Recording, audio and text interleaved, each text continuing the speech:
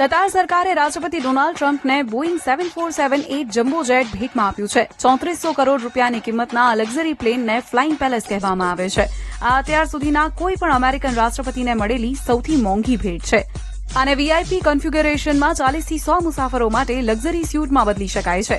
આ વિમાનમાં 4 જેનેક્સ 2B ટર્બોફેન engine છે. મિસાઇલ સામે રક્ષણ માટે કાઉન્ટર મેજર્સ તરીકે ઇન્ફ્રારેડ જામર જેવી સુવિધાઓ છે.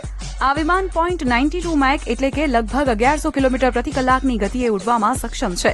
7478 જમ્બો વિશ્વનું સૌથી મોટું કમર્શિયલ પ્લેન છે. આ વિમાનનો ઉપયોગ કરતા પહેલા ટ્રમ્પે સુરક્ષા મંજૂરીની રાહ જોવી પડશે, જેમાં 3 થી 4 વર્ષનો સમય લાગી શકે છે.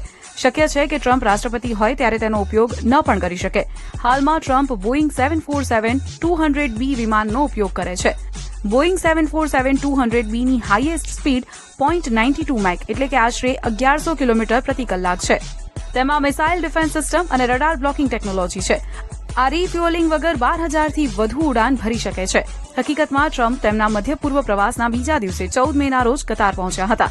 અહીં તેમણે કતાર સરકાર સાથે લગભગ 100 લાખ કરોડ રૂપિયાનો સોદો કર્યો હતો.